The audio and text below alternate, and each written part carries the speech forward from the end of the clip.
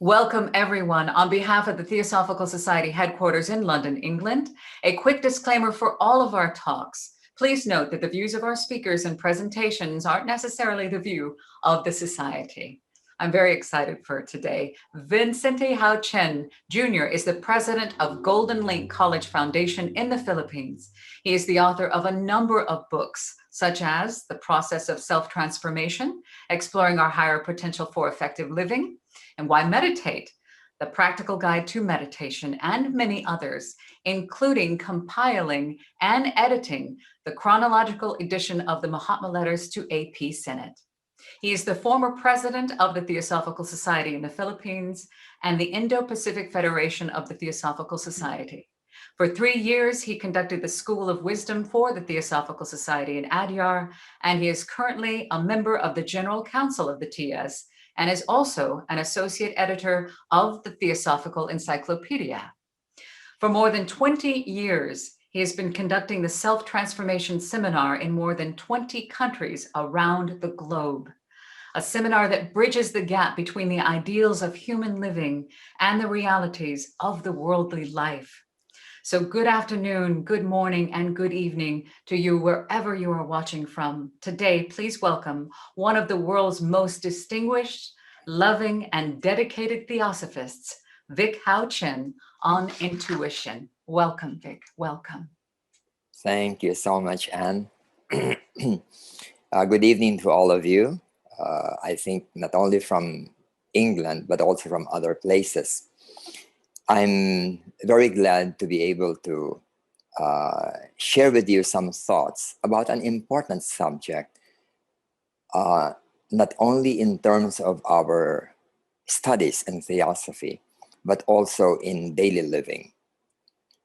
The subject has been of interest to me because of certain episodes in my own life, wherein which there were major decisions in my life, like career, like marriage, like being with the Theosophical Society, which I felt did not arise from a rational process or an emotional choice. And that those kinds of perceptions and decisions that were actually life-changing turned out to be very significant turning points in my life, particularly in my career. And I realized that there is indeed a deeper faculty within us which can help us be clear about what would be best for us to do. And sometimes the best thing that we do is not necessarily something that will bring in convenience or comfort to us. It can even bring pain and sacrifice and losses, but it's still the right thing to do. So let me just share with you. Let's see. I find that the screen is a bit, it's oblong, isn't it? Is that how you see it? Yeah, it's there. You okay, go. Okay. All right. It's getting better. All right. All right. So let me just clarify the distinction between intuition and what we normally call gut feel or hunch or ESP. Gut feel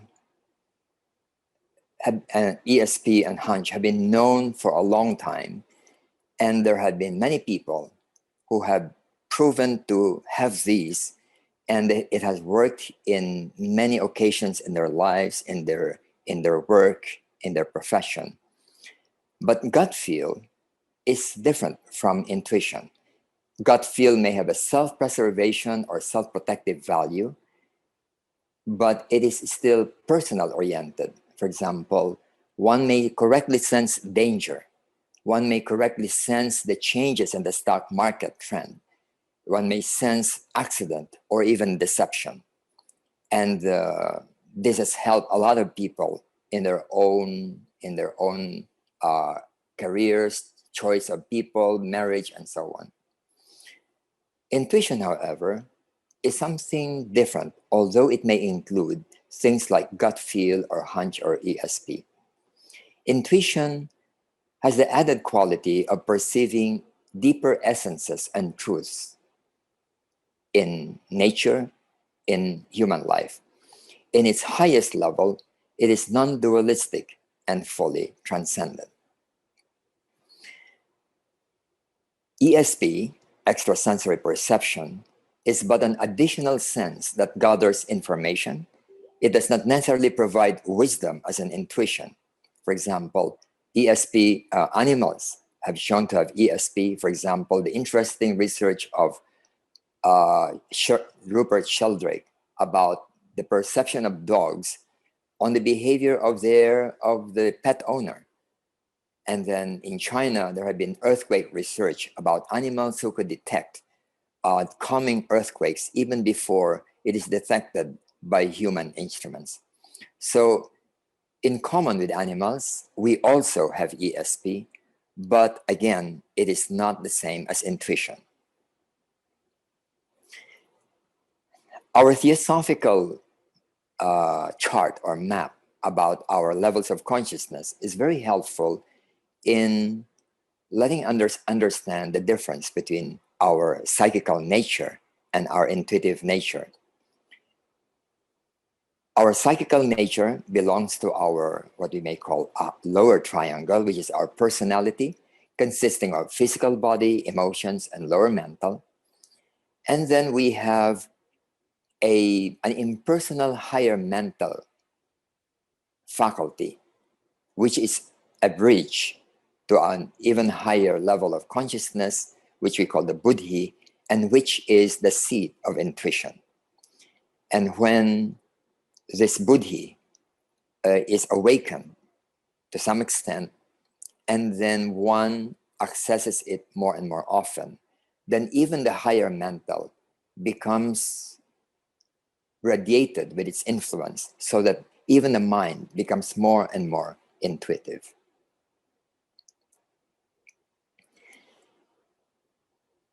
The way that we respond to the world, to life, to experiences, depends on the faculty that we have. So for example, suppose we just have only the physical body, where we only have sensations.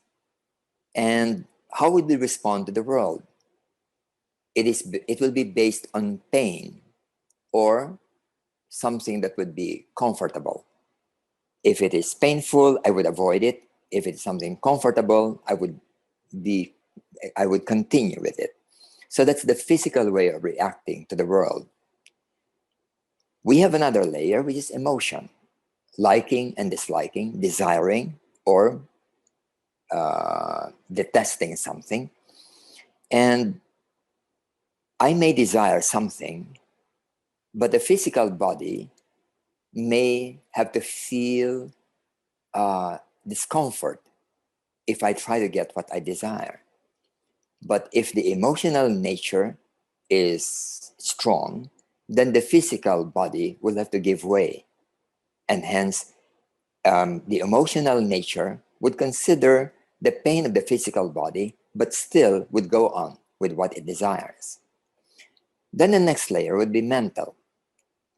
We weigh the pros and cons of things, and if we decide to do a certain thing and it's something that emotionally we don't want, or physically it's inconvenient, but the mind may still go on with it, and hence it may decide according to a wider way of seeing or viewing things.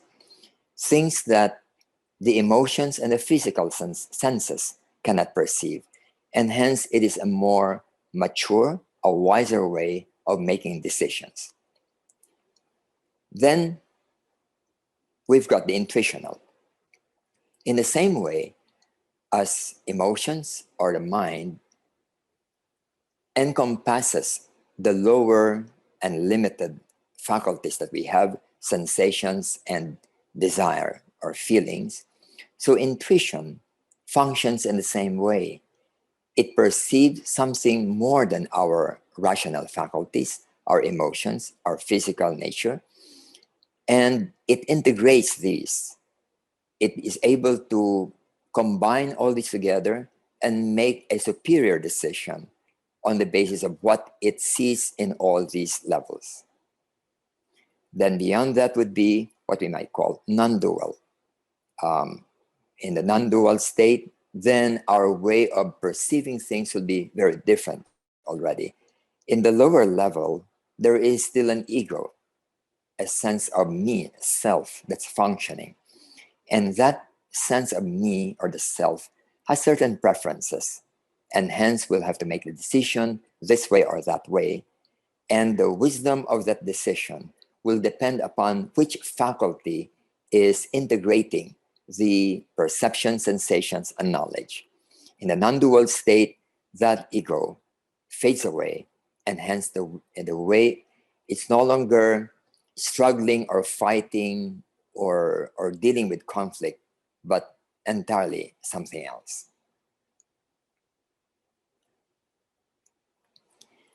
So intuition may be said to be a mode of seeing reality and situations that is deeper than the mind, emotions, and sensations, but include them in such assessment. It includes evaluation of the truer significance of various factors, social factors, financial factors, moral factors, and other things like spiritual factors. Then it can integrate these factors and arrive at a non-fragmented decision. In arriving at that, it may impel actions that may lead to personal disadvantage or suffering, even the death of a person. So people may do certain things because they feel that it's the right thing to do, and yet it may mean that they will have to die for it, and yet they'll still go on with it. And therefore, intuitive decisions or perceptions may go against the interests of the personality, the interests of the self, the ego. In other words, the body, the emotions, even the mind would like to preserve itself, to go on living. And yet intuition may decide in the opposite direction, a mode of action that will mean that the physical life will have to end.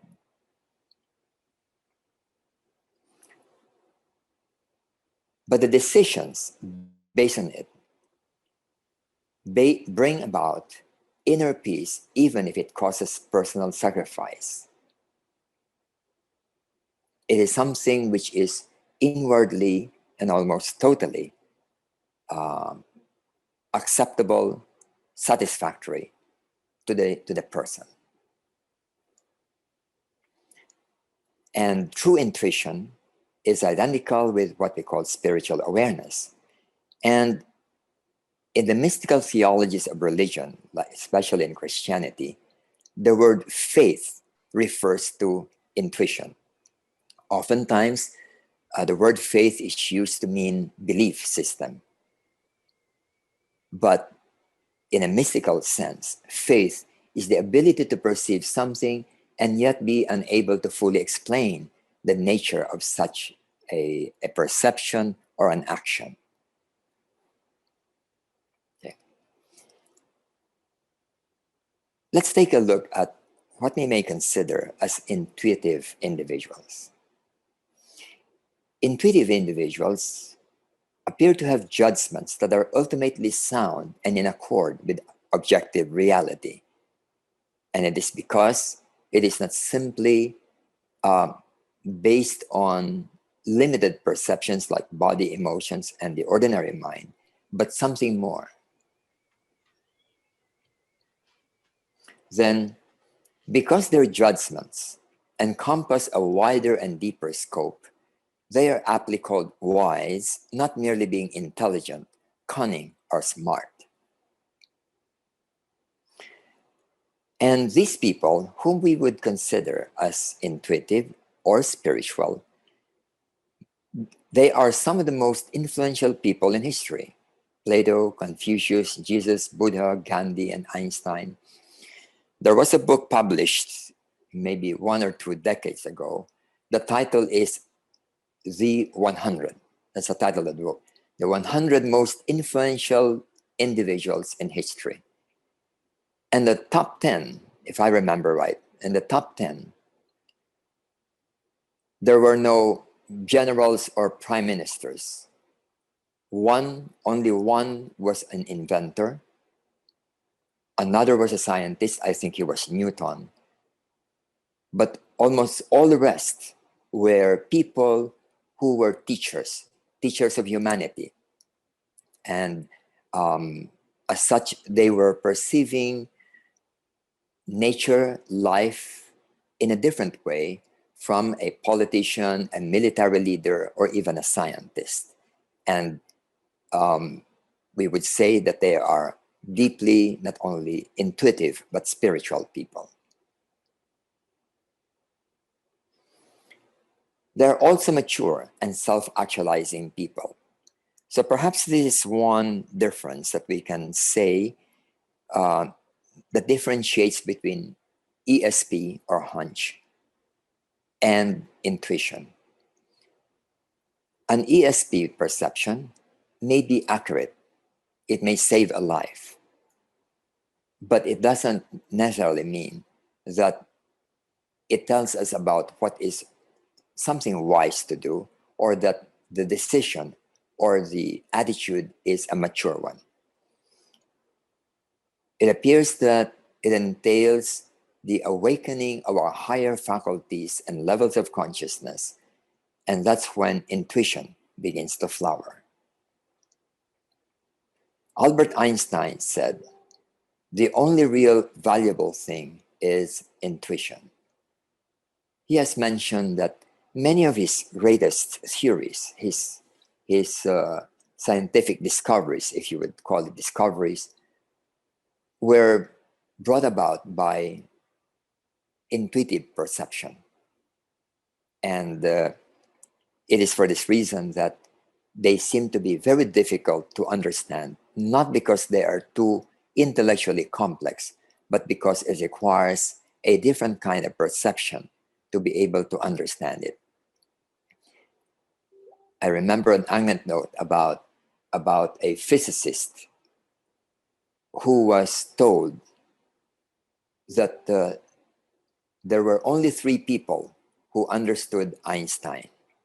And of course, the first one is Einstein. And apparently, he feels that he was the second one. And he said, "I wonder who the third one is." In other words, at that time, people were saying that only 3 people understood Einstein. And not because people lack intelligence, but because there's a need for a higher faculty to be able to understand what he was talking about. There's a famous book written a long time ago entitled Man the Unknown by Alexis Carrel, who was another Nobel Prize winner in medicine. And he wrote, "All great men and women are endowed with intuition. They know without analysis, without reasoning, what is important for them to know.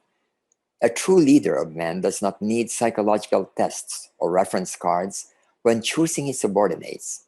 A good judge, without going into the details of legal arguments, and even, according to Cardozo, starting from erroneous premises, is capable of rendering a just sentence. A great scientist instinctively takes the path leading to a discovery." Dr. D.T. Suzuki, who's probably the most famous popularizer of Zen Buddhism, refers to this as prajna or prajna. Prajna is intuition, and this word is also used not only in Buddhism, but also in Hinduism, in yoga. That after meditation, after attaining samadhi, it is this faculty, this light of prajna that flowers and emerges.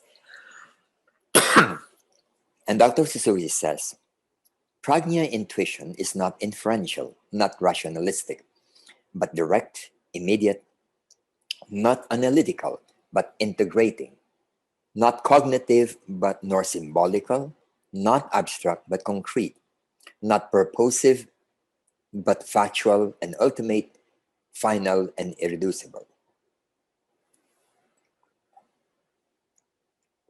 Then he further says, in his book Studies in Zen, the uniqueness of prajna intuition consists of its authoritativeness, utterly convincing and contributive to the feeling that I am the ultimate reality itself, that I am absolute knower, that I am free and know no fear of any kind.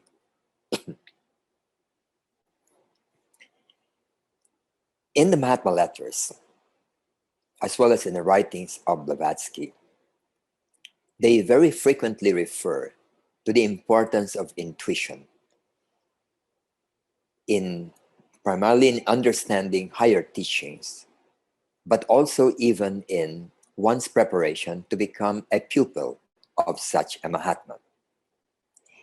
In letter number 49, written by Mahatma K.H., he wrote, "It was never the intention of the occultists really to conceal what they had been writing from the earnest, determined students, but rather to lock up their information for safety's sake in a secure, safe box, the key to which is intuition." Then in another letter, letter 25, he says, "Unless the intuitive perceptions of a trained chela come to the rescue, no amount of description, however graphic, will help. Indeed, no adequate words to express the difference between a state of mind on earth and one outside of its sphere of action. No English term in existence equivalent to ours, nothing but unavoidable as due to early Western education, preconceptions. Hence, lines of thought in the wrong direction in the learner's mind to help us in this inoculation of entirely new thoughts." So let's take a look at what are the known processes of nurturing intuition. By the way, in summarizing these, I'm just expressing my own opinion. It is something that has been spoken about for decades or centuries by people, by writers, and this has also been studied by transpersonal psychologists today, some of which I'll try to quote in this presentation. So let's take a look at what has been known to be helpful in nurturing intuition. First is going into silence, regular meditation, because one of the reasons is because it develops detachment. Attachment or personal reaction to things often clouds intuitive perception, and therefore going into regular silence enables a person to be able to see things without the disturbance or the interference of emotions, likes and dislikes, and other things. And then one becomes more aware of the subtler levels of consciousness. As we have mentioned, intuition belongs to the buddhi, which is beyond our ordinary thinking mind. And this is not simply during meditation. We need to become aware. We have to develop awareness of inner consciousness, even while engaged in daily activities. And in a practical sense, this is important because we don't make decisions usually during meditation, but in daily life while we are perceiving things, talking to people, weighing pros and cons. And we usually use our likes and dislikes or even our reasoning ability to make decisions. But then, if we are not aware of this inner consciousness during our daily life, we would not be able to make use of them in our important decision-making process in daily life. Then we need to be aware of our fears, biases, and conditioned reactions. for the simple reason that these are screens or blinds that interfere with a clear perception of what would be a truer understanding of a situation, of a certain level, an aspect of reality.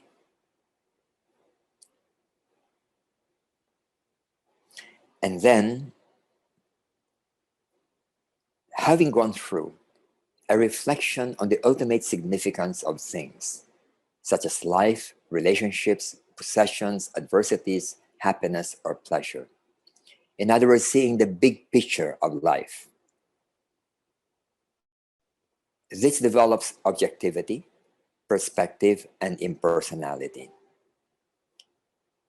An example of the importance of this aspect in the nurturing of intuition is, for example, in our understanding of what is meant by success. I was born to a business family. My father and mother were business people, and my uncles, aunts, people around me were business people. And so the definition of success, not only within my family, but also in school, was that one should be successful in terms of being wealthy, or being famous, or attaining a high position.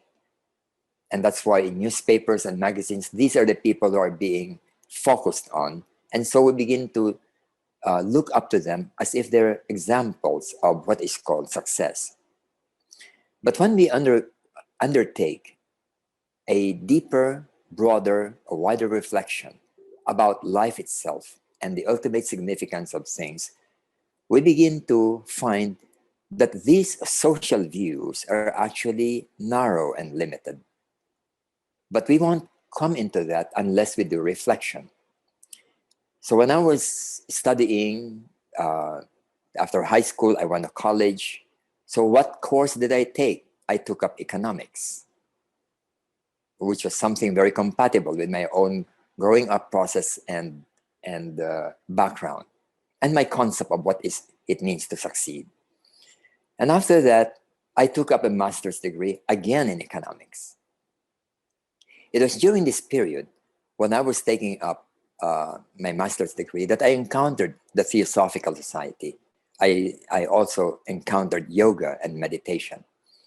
It was during this time that I came across the possibility of viewing life in a very different way.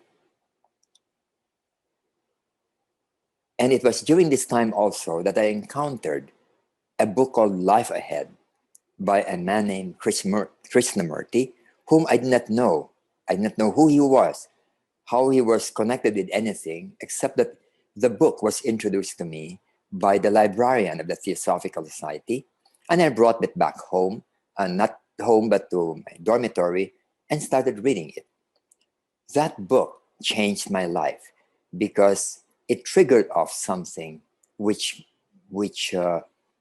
changed my entire worldview, my paradigm. I had a complete paradigm shift because of that. And what did I do after that? After taking 4 years of undergraduate economics and about to finish my economics degree, I dropped off economics. I decided I'm going to drop it off because it was not something that was really meaningful to me. My parents were very proud of me for being a scholar. Actually, I was a Rockefeller scholar in the one of the best universities in the Philippines, and they were waiting for me to finish and so on. And then almost at the end of my master's course, I dropped it and went back home to the province, to my parents, and it wasn't clear yet where I was going and what would I like to do, but I knew it was not economics.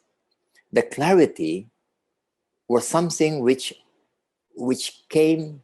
The clarity was what would I say? Amazing, meaning it was not weighing pros and cons of things. It was not a rational process.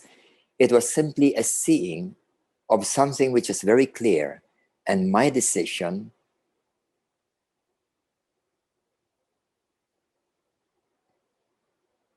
the decision was very firm, and this was about 40 years ago. I never regretted it up to now. In other words, it was one where in which I felt it was the right thing to do, and it brought me inner peace after that one. And this was what introduced me to the idea that there seems to be a different kind of seeing, a different kind of perceiving things that may go contrary to our rational processes. Rationally, I was doing really what would be best for me, but I found that there was something more, and that is that other faculty which enables me to see it and make a very basic decision. I had a crisis in my family. My father was so upset. Anyway, I'll not go into this, but the decision stayed. And so it involved something far more than just advantages or disadvantages about career, but something else that my rational faculties were not able to perceive well. In nurturing intuition, it appears that it's helpful to go into creative activities. Why creative? Because normally, the way that we think, with the way that we do things, we go by grooves of habit, grooves of grooved ways of thinking. In other words, based on that pattern before. Creativity breaks those patterns, and we are able to go beyond conditioned ways of looking, and then we nurture insight. Insight is not like what is a natural process of arriving at a conclusion. It is seeing something and it's, aha, that is it. How did we arrive at that? It's not very clear how we arrive at that, but there is a certainty and clarity as to that insight.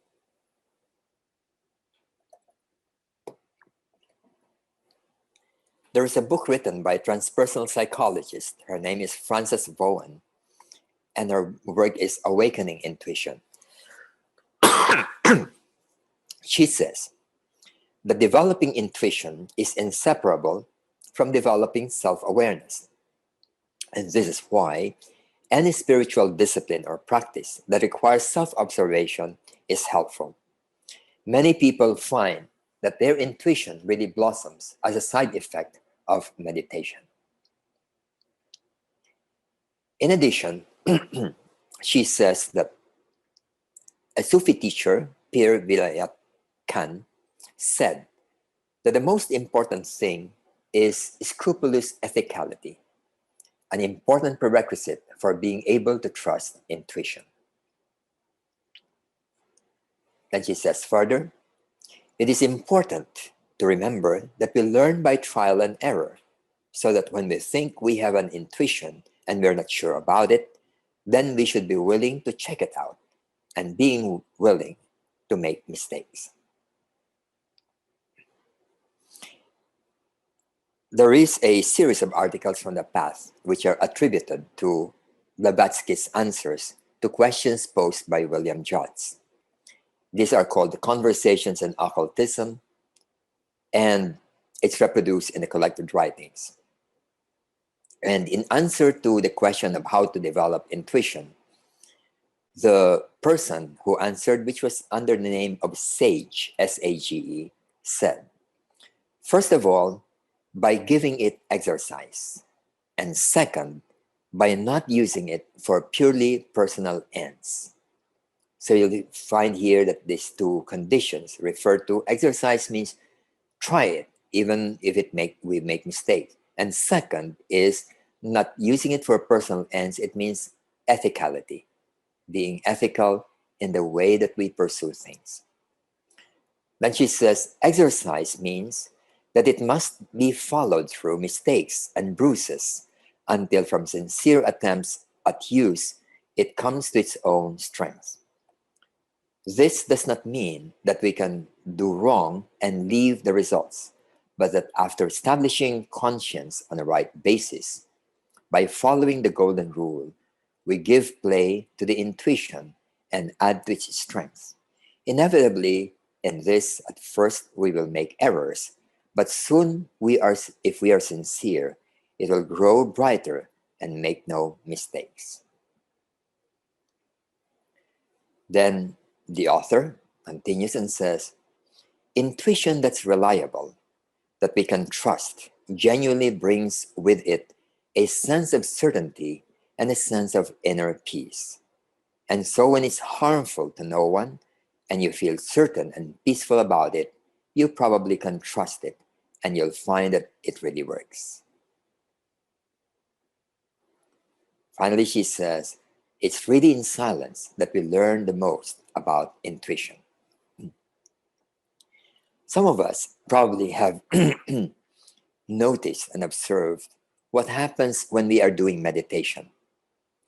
Oftentimes during meditation, when the mind is very quiet, many ideas come up which normally don't come out during daily life. In the silence of our mind, new insights develop. Sometimes that in my case, I have to stop the meditation to write down those insights. Whether it is making a decision, whether it is writing an article or a book or an idea about something, I have to write it down and then I'll pursue it later. But before I forget that thread of thought, I would write it down. And when I don't have a notebook, usually I would put a notebook and a pen on my side. But sometimes I use my phone. I just pick up my phone and put down the notes and write them down. It appears that in the exercise of trying to tap our intuitive faculties, we should be able to go into a state of quiet or silence. There is a book by Dr. Arundel, George Arundel, the third president of the Theosophical Society. The title of the book is You, Y-O-U. And it is an exposition of what theosophy means to him. In one of the chapters, the title was You and Decision Making. And he mentioned something which struck me and I've not forgotten. Although I don't have the book anymore. I've read it a long, long time ago, but it's still in my mind. He says that whenever we are making certain decisions, whether they are minor or major, it would be good to pause and be inwardly quiet. It may be something like, for example, do I go and travel to a place? So maybe it's just a rational decision about the pros and cons of going to that place. But as an exercise, he suggests, after you have weighed the options, the reasons pro and con, and maybe you have preferences already, go into quiet, go into silence, and drop this issue about the pros and cons. And then in that quiet, when you're able to quickly go into a state of quiet, then look at the issue again. And you may be surprised that there is a different perception of the situation, and it may even lead to a change of your decision because the perception changed. Whenever I have difficulties in decisions, usually they are major decisions, and then I'm unsure about whether I should take option A or option B or option C. then I would sit down and go into a quiet state.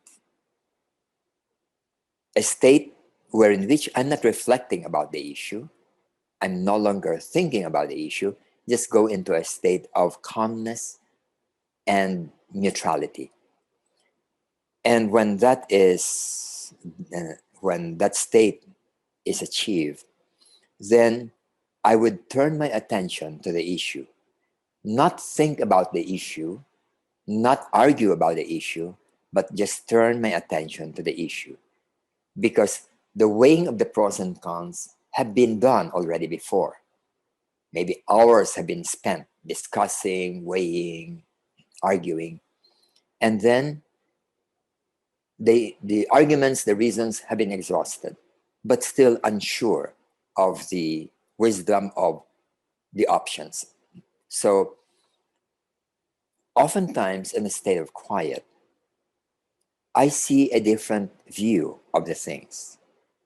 I may realize that one of the reasons why I am hesitant to do, let's say, option A, is because I have a worry or even a fear about something or a dislike about something. In that state of quiet, that dislike or that fear goes into a zero, neutral state. And so it's no longer something that impinges on my consciousness, on my mind, such that it affects decision making. In that state, one is aware of the hesitations, the reasons pro and con, but at the same time be able to see the most important factor in that decision making process. And then in that silence, we see that deeper value, the deeper reason, and oftentimes in its clarity, the decision is made immediately. And it is not about weighing, it is just a perception, a seeing, such that you immediately say, okay, this is what I should do. One doesn't even go back anymore to the weighing of pros and cons because those have been considered already. But in an integrated manner, this other faculty is able to integrate all these factors and then come to an integrated decision and make a decision, a wiser decision. So going into silence whenever we have hesitations about a decision is something which would be recommended for experimenting with the faculty of intuition. Now, what are the obstructions to intuitive perception? The major factors that impede intuitional perception are the things that are in our personality, our fears, our desires, our resentments, anger, guilt, attachment. And when we lack awareness of these are called push buttons. In the self-transformation seminar that we conduct, we call these push buttons. Why are they called push buttons? Because whenever we think of that thing or we see that thing, it triggers off or it pushes a certain button with a reaction like fear, like anger, resentment. And when these push buttons are strong, they dominate our consciousness and will heavily influence the way we make a decision. If, for example, the best person that I should talk to about a certain matter is Mr. A, but I don't like Mr. A, I am resentful of him because of something, then I would say, no, never, I'll never talk to him. And which may be the most unwise thing to do because Mr. A may hold the solution to my problem. So whenever we are governed by these push buttons, fears, desires, emotions, guilt, and attachments, then our decision-making process is warped, it's bent, and as if we're looking at a glass with colored filters, so we don't see things clearly anymore. So one of the things that we should do is to be able to be aware of these automatic reactions. And secondly, we go into a state of quiet so that these reaction patterns would at least temporarily be calm and serene. But in daily life, these usually are triggered off and we have automatic reactions. And so we need to work this out so that we lessen or diminish these types of fears, desires, resentment, so that even in daily life, we are able to look at things more objectively and impersonally. On the mental level, we also have prejudices, fixed attitudes and preconceptions, which can color again our decision-making process when it comes to things that involve belief systems, um, concept about what is success, about things that society have taught us, these things. Then the automatic chattering and opinions of the mind, which is part of these preconceptions, will also color and bend our perception and decision-making process. Then next one is a narrow life view or philosophy. This is important. As I mentioned earlier, a wider view, a deeper view of life is, to my mind, essential in the flowering of the intuitive faculty. Views about what is called success, failure, and the purpose of life. Many of these, even religious views, that my religion is the only correct one, that we all go to hell, and so on. Many people don't review these beliefs, and so their decision-making process are influenced by these narrow life views. And they are conscious or unconscious assumptions about life. If we are faced with a situation, and then we have certain assumptions and conditionings, this situation is being seen from those points of views, the assumptions and conditionings, and so our reaction or decisions are based on those assumptions. If my assumptions change, my decisions will change. So it depends upon our conditioning. However, when we go into our impersonal mind, then we go one step higher than our conditionings and assumptions. And so we are able to be more aware of these assumptions and do not allow them to warp our perception of things. And in intuition, we even see things from a higher point of view, from a more integrated point of view. And hence the higher is the faculty that's awakened, the wider is the scope of such a perception and vision, and we're able to see the limitations of our own conditionings, desires, and assumptions. So let me just go into another facet which is called insight. The rational process is logical and it's based on assumptions. Because of this, then it logically follows that I should do this. But take note that while the logic may be correct, but the assumptions may not be.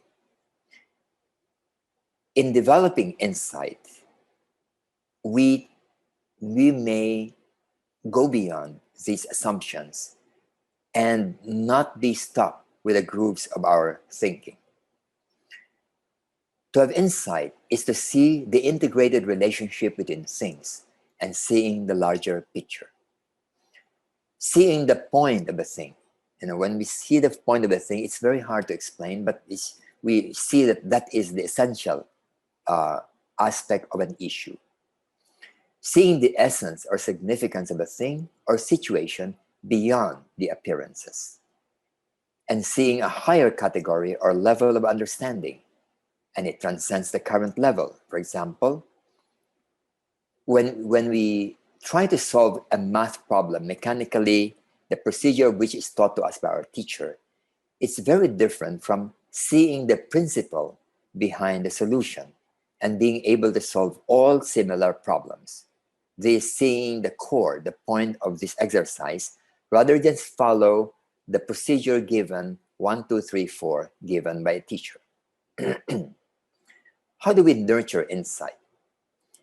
Not being afraid to ask why questions, questioning the reasons or basis of actions, customs, and procedures, which means that we also question assumptions. And usually the culprit would be assumptions, especially those which have conditioned us into thinking in certain ways. We play inside games. I'll not go into the details of this anymore. Have a sense of humor, explore lateral thinking, then explore brainstorming, even crazy ideas. Here, we partly disable this normal sequential way of thinking and explore and make a jump in trying to discover things. Another suggested approach is to keep a private journal of thoughts, observations, realizations, and feelings. In keeping a private journal, we weigh not only the logical processes, but also the deepest values in our lives. And it is these deep values which enables us to see beyond social conditioning. Then entering into deep periodic silence or meditation. Here are examples where insight may happen. For example, when I hate a person, I want to harm him. I want to get even with him. But while I nurture resentment or hatred, who is the one suffering? Is it this person whom I hate, or is it me who is suffering? We begin to realize that when we hate people, we are actually being poisoned within. We are the ones suffering. The person who has perpetrated pain or suffering in us may even have forgotten us, don't know even our name, and have forgotten the incident. But I may still be nurturing this for years and years. And it's really stupidity that that person hurt me maybe for an hour. And afterwards, he has forgotten this. But since 10 years ago, when that hour happened, up to now, I still harbor this resentment and I'm suffering for 10 years. Who causes this suffering? Not this person anymore, but me. I'm the one who is perpetuating this one. When we begin to realize this, we say, oh yes, why should I do that? Then we have a paradigm shift and we now see things in a different way and would make and take action in a different way. Another one. Many of us are pursuing things in our career, things that we have to do, and so on. So we have scheduled for this week, next week, this month, this year, what we're going to do.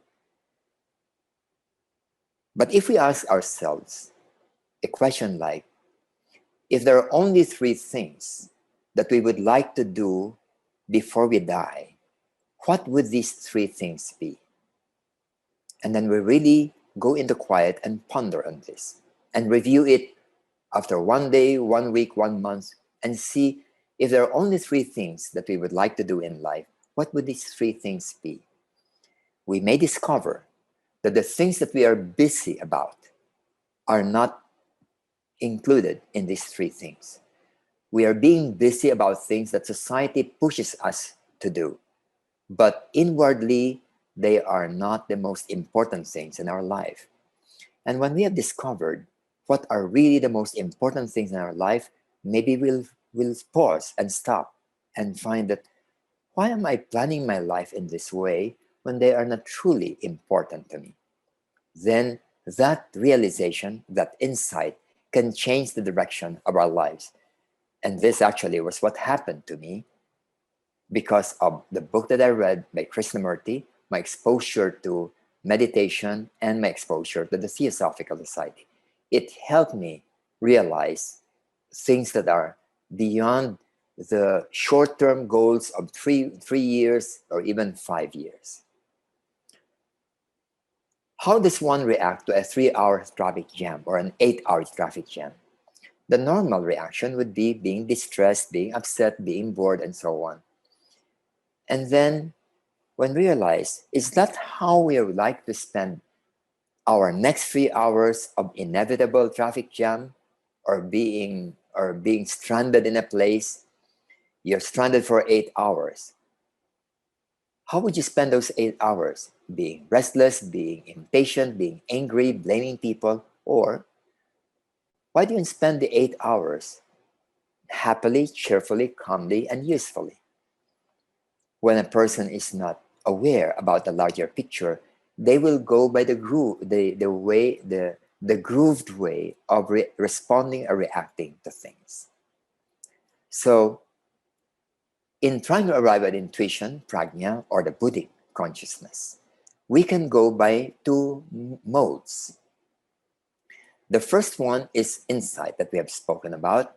It can be common insight, philosophy of life, jokes, insight games, then creative insights, in which we discover things and go into nonconformist way of living, and then we attain transcendent insight or realization. Or we will go more systematically: awareness of our fears, prejudices, conditionings, inward silence and sensitivity to inner values, and contemplative silence and seeing. Eventually, these two blend with each other because they're not really much different. And then we develop gradual freedom from the structures of the personality until we become free eventually from the ego center. That's the transcendent state. And that's when the flowering of intuition, prajna, or buddhi becomes more and more clear. So let me just end with a suggested exercise which you can do. And we'll not do it right now because I see that it's already time for me to conclude.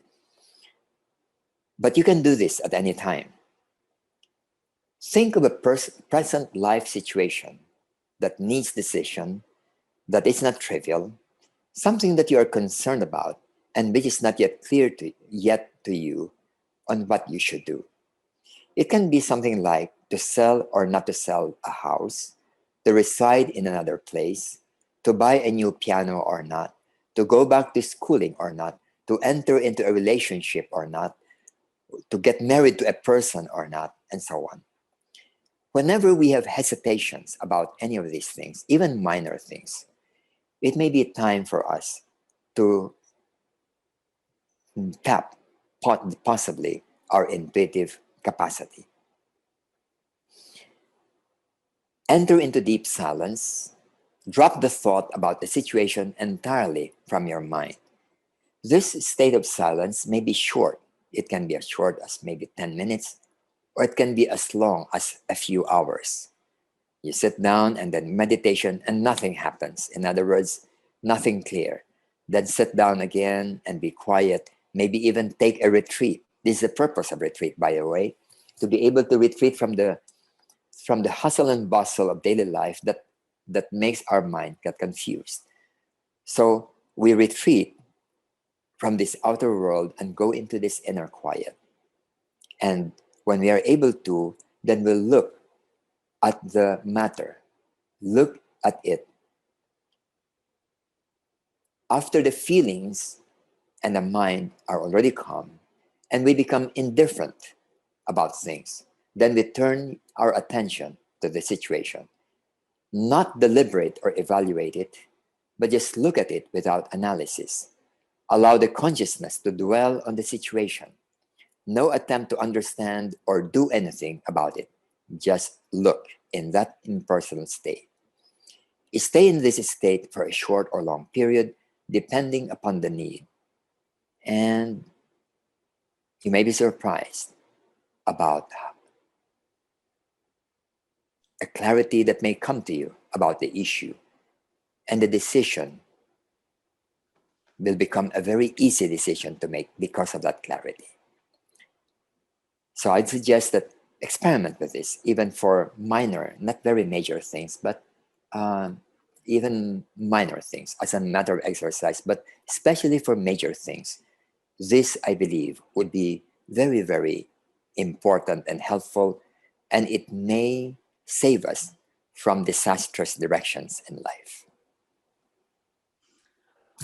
Thank you so much. Vic Hao Chen, that was inspiring. It was important and timely, and you deliver with such a refreshingly good and gentle approach. Thank you so much.